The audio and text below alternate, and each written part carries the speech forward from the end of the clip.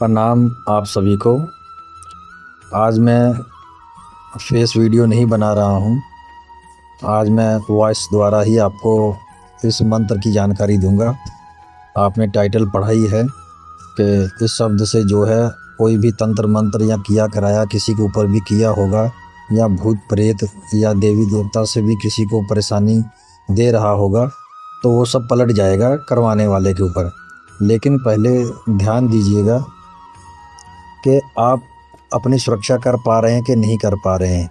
सबसे पहले इसका ध्यान दीजिएगा, तभी इस शब्द का प्रयोग करिएगा।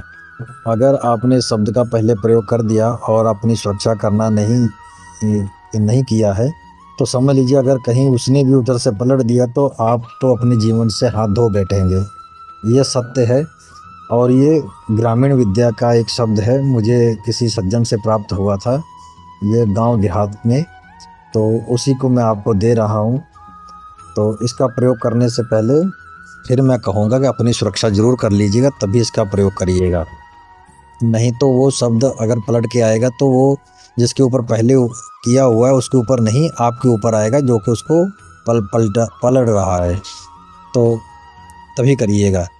मैं इसकी विधि विधान बता देता हूँ आपको। पहले तो आप इसको अमावस को या पूर्णमासी को या शुभ तिथि नक्षत्र में इसका जो है 108 बार जाप कर लीजिए और एक बार जो है हवन जरूर करिए, क्योंकि ये ग्रामीण विद्या है, स्वयं सिद्ध ये नहीं है। तो एक बार 108 बार जो है जाप करने के बाद जो है हवन भी कर दीजिए 21 बार आहुति देकर या 41 बार आहुति देकर, तो ये जागृत हो जाएगा और काम भी करेगा।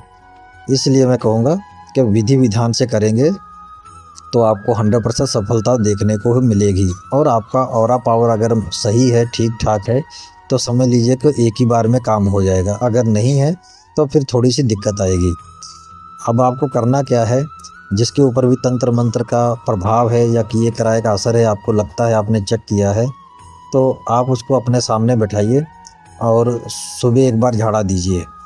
कम से कम 9 बार या 21 बार तो ज़रूर करिए। मैं तो यही कहूँगा कि मुझे नहीं पता आपकी पावर क्या है, आपका ऑरा पावर कितना है, मजबूत है, तो कम से कम 21 बार तो ज़रूर फूंक मार कर झाड़ा दीजिए मोर पंख से, या नीम की जो पत्तियाँ होती हैं, डाली जो है उससे झाड़ा करिएगा।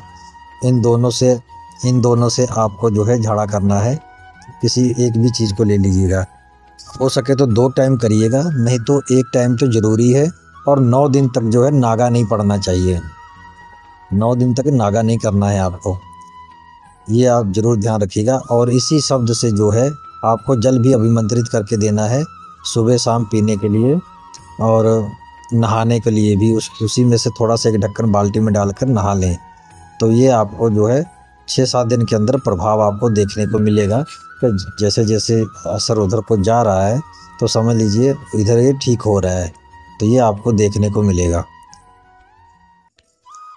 9 दिन बाद जब आप बझाड़ा कर लेंगे तो 9 दिन हो जाएंगे, तो 10वें दिन आपको जो है एक हवन करना है। रोगी को सामने बैठाकर दक्षिण दिशा की तरफ उसको बैठा दीजिएगा।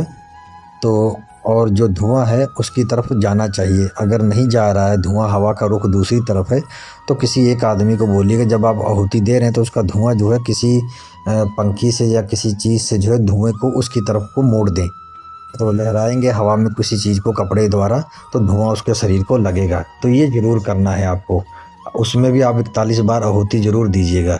उससे क्या होगा कि जो तंत्र का कुछ भी अंश उसके शरीर में रुका होगा किसी बंधन द्वारा, अगर किसी ने ऊपर से बंधन किया होगा कि तंत्र मंत्र पलटे नहीं, तो वो जो यज्ञ करेंगे उससे वो बंधन का प्रभाव ख़त्म हो जाएगा और वो पलट जाएगा पूरे तरीके से। कई बार क्या होता है कि कुछ लोग तंत्र मंत्र को छोड़ देते हैं, कर देते हैं और ऊपर से रोक लगा देते हैं किसी शब्द द्वारा। उससे क्या होता है कि ना तो वो मंत्र तो कट जाएगा लेकिन वो वापस नहीं आएगा। तो इस तरह के भी शब्द होते हैं। तो अगर किसी ने इस तरह का प्रयोग किया होगा तो हवन जब 10वें दिन करेंगे आप, तो वो उस शब्द से जो है वो बंधन से मुक्त होकर वो जो है किया कराया उसके ऊपर पलट जाएगा।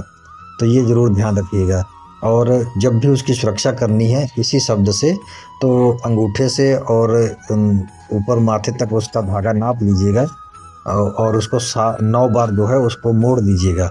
मोड़कर 21 बार मंत्र पढ़ना है और 9 गांठ देना है और इत्र लगाकर और उसको गूगल लोबान की धुनी दिखाकर उसके गले में 21 दिन बाद जो है डाल दीजिएगा और उसकी सुरक्षा होती रहेगी और पूर्ण तरीके से ठीक भी हो जाएगा। इसका प्रयोग सावधानी से करिएगा, नहीं तो आप किसी परेशानी में पड़ जाएंगे अगर अपनी सुरक्षा नहीं की होगी तो।